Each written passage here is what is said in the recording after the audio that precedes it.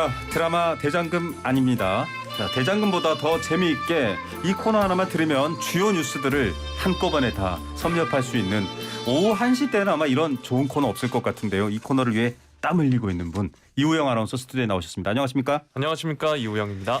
네, 저희가 사실은 이 이른바 검수완박 검찰 수사기소권 완전 분리 검찰청법 형사소송법 개정안 이 관련된 얘기를 사실은 먼저 발언을 물어봐야 되는데 지금 좀 급하게 속보들이 많이 나오고 있어서 그 얘기부터 먼저 하겠습니다. 여야가 강대강 대치를 하고 있는 상황인데 박병석 국회의장이 중재안을 제시했습니다. 8개 안으로 이루어진 그 중재안에 대해서 일단 국민의힘은 받아들였고 네, 더불어민주당도 받아들였나요? 네, 맞습니다. 국민의힘이 먼저 받아들인다는 입장을 밝혔고요. 네. 이어서 더불어민주당도 중재안을 수용하겠다라고 했습니다. 네. 오늘 오전 9시 45분에 박병석 국회의장이 이 중재안을 양당에 전달했다고 하고요. 네. 결국 양당이 비공개 의원총회를 통해 입장을 정리하고 나서 중재안을 전격 수용키로 했습니다. 네, 박홍근 원내대표 그리고 권성동 네. 국민의힘 원내대표 두 분을 불러서 이렇게 얘기를 했습니다. 사실은 뉴스에 적지 않게 박병석 국회의장의 역할 한쪽은 막아줄 것이다.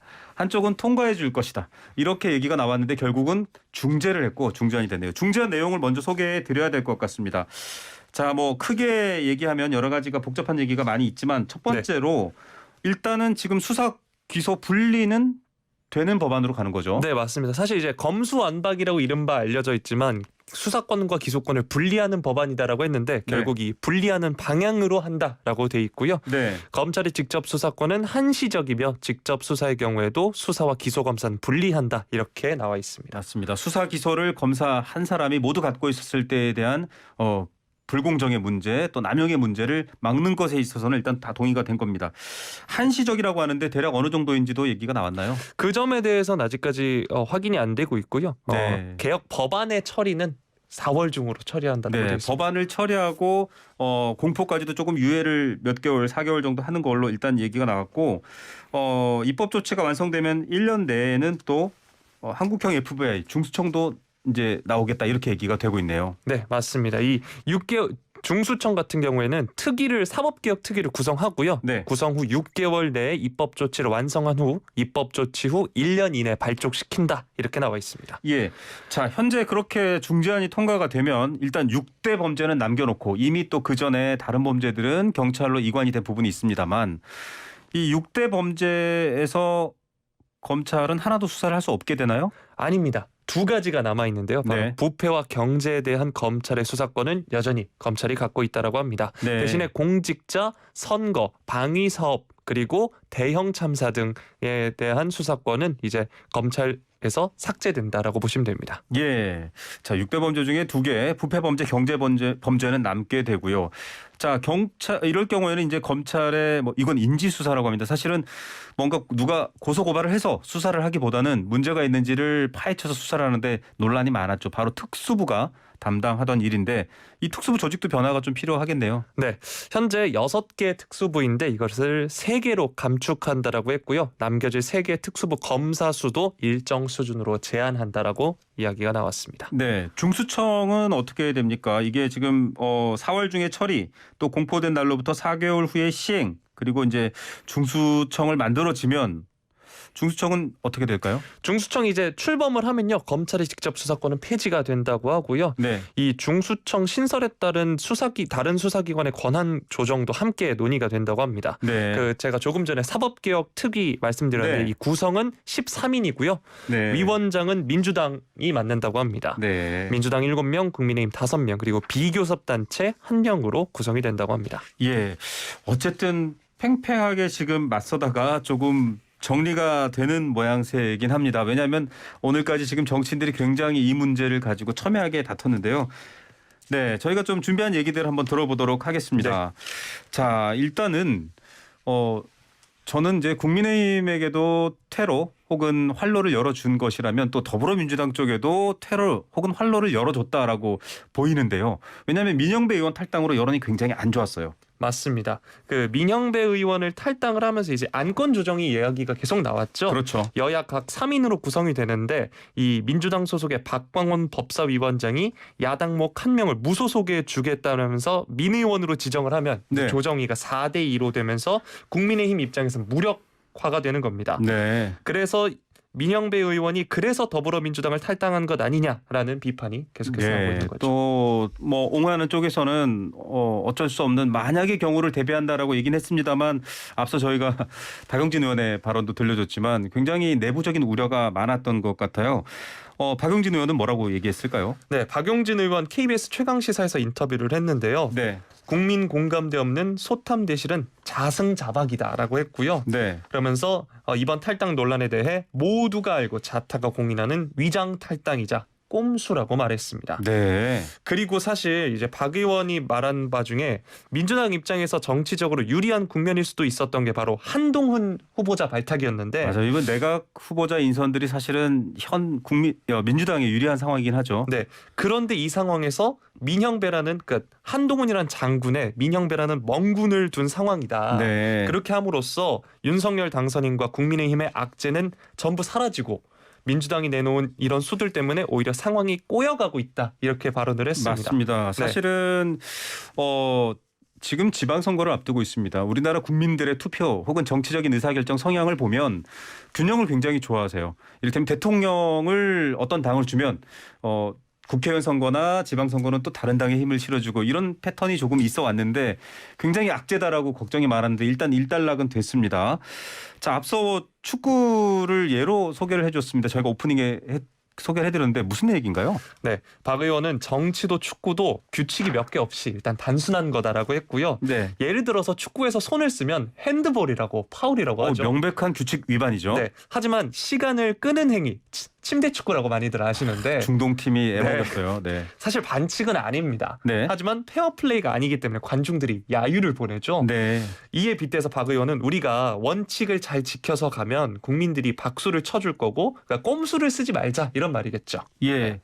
자, 뭔가 절차적인 또 국민들의 공감대 같은 것들도 갖춰야 된다. 같은 것도 아니고 공감대를 반드시 갖춰야 된다. 이런 입장입니다. 자, 시대전환의 조정훈 대표도 얘기를 했어요.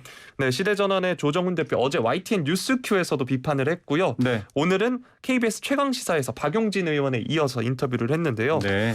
이 조 대표는 이번 이 민주주의 원칙이라는 게 사실 다수에 의해서 결정과 그리고 소수에 대한 배려, 소수에 대한 존중의 균형을 이뤄야 되는데 네. 지금 민주당이 강행하고 있는 이 방법은 폭주다 이렇게 얘기를 했습니다. 예, 이분 얘기 중에 좀 특이한 게 있어요.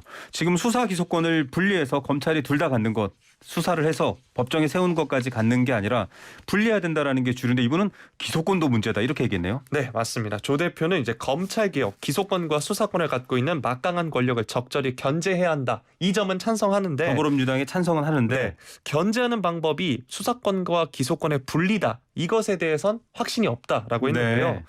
조 대표가 가장 중요하게 꼽은 점은 기소의 불평등성이었습니다. 기소의 불평등성. 네. 검찰이 갖고 있는 기소권을 정치적으로 남용한다. 이 점을 지적을 한 건데요. 네. 검찰의 기소 기능과 기소 기능의 형평성과 투명성을 높이는 게 문제지. 네. 기소에 필요한 수사권이 분리됨으로써 더 효과적인 기소를 하거나 더 공정한 기소를 할 거란 보장은 논리적으로 성립되지 않는다. 네. 이렇게 얘기를 했습니다. 자, 이분이 말씀하시는 거는 사실은 이 기소 즉 이분을 법정에 세워서 재판을 받게 할지 말지를 경찰이 임의로 결정하게 될 경우 더 문제다라는 얘기입니다. 사실 요즘 이 이슈가 나오면서 우리 국민들이 몰랐던 법에 대한 얘기를 더 알게 되는데요. 뭐 사실 살면서 검사를 만날 일이 별로 없으시잖아요. 대부분. 그렇죠. 그리고 네. 안 만나는 게 좋다라고들 많이 그렇죠. 하죠. 예. 그럼에도 불구하고 이런 것들을 보면서 뭔가 좀 정리정돈돼야 된다라는 생각을 가지실 분들이 많을 것 같습니다.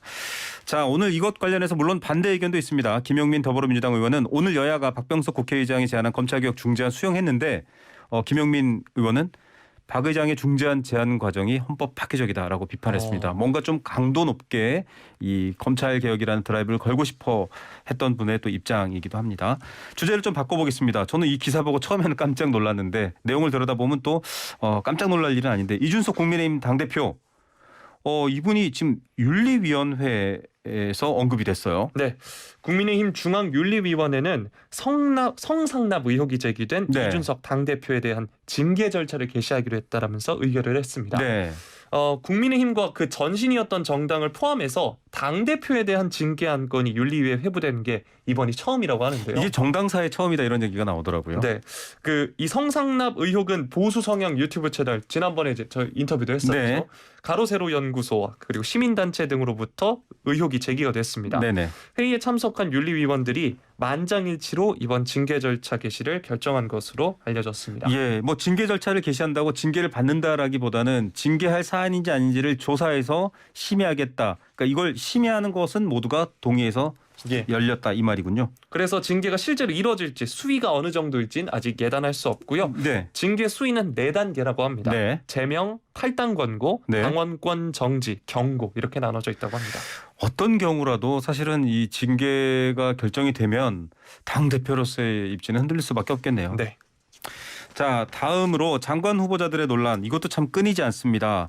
앞서도 저희가 한동훈 후보자 얘기 나왔고 또 이 기소 얘기 조정원 시대전환 대표가 얘기했지만 한동훈 후보자는 기소가 되지 않았죠. 무혐의 처분됐는데 가장 충격적인 발탁이었다고요? 네, MBC 시선집중에서 참여연대 정책자문위원장인 김남근 변호사가 출연해서 한동훈 후보자의 이제 부동산 관련 논란을 이야기를 했습니다. 네. 김 변호사는 한 후보자가 아버지한테 농지를 상속받았다고 하는데 네. 아버지도 일단 농사를 지었을 가능성이 굉장히 적을 것 같고 네. 만약에 농부의 아들이 아버지한테 농지를 상속받았다 쳐도 본인이 농사를 안 지으면 그걸 매각을 해야 한다고 합니다. 맞습니다. 네, 그리고 어머니가 지었다는 주장에 대해서도 검증을 좀 해봐야겠다 의문이 많이 든다라고도 했습니다. 예, 이 문제가 사실은 우리나라는 경자유전, 즉 농사를 짓는 사람이 밭을 가질 수 있다라는 원칙이 있습니다. 그래서 농지를 소유했는데 농사를 안 지으면 가질 수가 없거든요. 근데 이런 부분에 대해서 지금 여러 또 다른 분들도 의혹이 나오고 있습니다. 뭐 레지던트 중인데 농지를 소유했다라든지 예. 그 레지던트 생활하면서 농사를 지을 수 있을까? 여러 가지 참 재산에 대한 문제들, 특히 특권층의 문제들 좀 씁쓸하게 만드네요. 아파트 관련 논란도 또 이어졌나요? 네, 이게 좀 거슬러 올라가는데요. 98년 2월에 정모 씨라는 사람이 그 당시 기준 시가 1억 원 정도 되는 아파트를 매입을 하는데 네. 이 돈 1억 원을 한동훈 후보자의 어머니가 빌려준 거라고 합니다. 네. 그러니까 자기 돈 없이 한동훈 후보자의 어머니의 돈을 빌려서 집을 샀다 이렇게 볼 수 있는 건데요. 네. 그런데 바로 한 달 후에 이 아파트를 한동훈 후보자가 산다고 합니다. 그러니까 집을 소유권 보전 등기한 사람이 한 달 만에 판다는 게 너무 이례적이기 때문에 의혹이 있다라고 했고요. 네. 또 한동훈 후보자가 그 당시에 사법연수생 법무관이어서 제가 네. 찾아보니까 뭐 월급이 65만 원 네. 정도가 된다고 하는데 집을 살 능력이 안 되는 거기 때문에 네. 이게 사실 물려주려고 산 건데 이름만 빌려준 명의 신탁 가능성을 제시했고 네. 그 증여세 탄로의 가능성도 이야기를 했습니다. 자, 법을 수호하고 계신 검찰 또 반부패부장도 하셨고 또 법무부 장관 후보자신데 어머니에게서 자녀에게로 직접 재산이 넘어가면 증여세를 내거나 뭐 돌아가신 이후라도 상속세를 내거나 이런 게 있는데 다른 사람한테 팔았다가 그 사람이 또 이렇게 사면 조금 의혹되죠. 국민 눈높이에 맞는가라는 생각도 듭니다. 네. 다양한 뉴스가 나오고 있네요. 김 변호사는 또 이제 보증금 올린 이야기도 얘기를 했는데요. 네. 보증금을 43% 올렸다라고 합니다. 이게 네. 세입자 입장에서 참 큰 건데요. 네. 그러면서 김 변호사가 강조한 건 무엇보다 한동훈 후보자는 법무부 장관 후보자다. 네. 법무부 장관 후보자는 임대차 행정들을 관장하게 돼 있는 사람인데 어쨌든 이게 위법이냐 아니냐를 둘째치고 공직자 윤리적으로 상당히 문제가 있다 이렇게 강조를 했습니다. 네, 한동훈 후보자 본인이 소유한 서초구의 아파트에 전세를 줬는데 보증금을 43% 올렸다.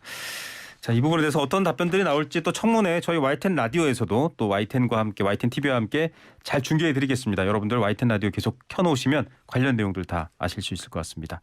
저희가 앞서 서울대 의대 이현기 교수님과 인터뷰를 했었는데 정호영 보건복지부 장관 후보자 여야 모두에게 지금 질타를 네. 받고 있는데 꿋꿋하세요. 맞습니다.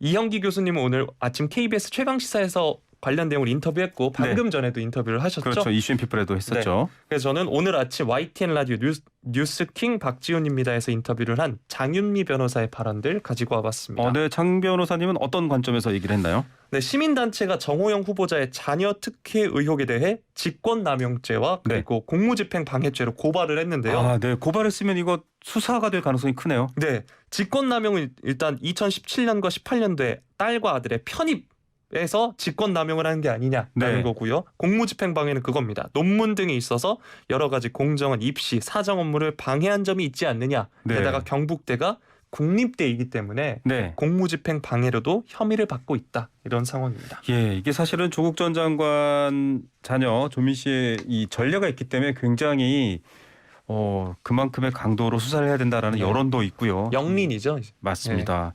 정말 영린처럼 뜨겁습니다. 병역 비리 의혹은 지금 더불어민주당 신현영 의원이 많이 지금 반론을 제기하고 있는데 문제 없다라고 보도가 났지만 논란이 여전한 거죠. 장 변호사는 어제 정호영 후보자가 공개한 아들의 병역 관련 내용의 팩트는 지금 2022년 현재 아들의 건강 상태를 진단해 봤을 때 4급이 나올 정도인 것이라면서요. 네. 2015년도와 동일하다고 이야기하고 있지만 2015년도에 과연 정말 병역을 면제받을 정도였는지에 대한 의구점이 해소됐다고 보긴 어렵다라고 말을 했습니다. 네, 알겠습니다. 자, 이 7년의 시차도 있고요. 또 여러 가지 다른 의혹도 있습니다. 저희가 이우영 아나운서와 함께 이슈앤피플 시간에 항상 정리해드리겠습니다. 점심 드시고 나서는 이슈앤피플 꼭 들어주시기 바랍니다. 오늘 뉴스들 감사합니다. 고맙습니다. 네.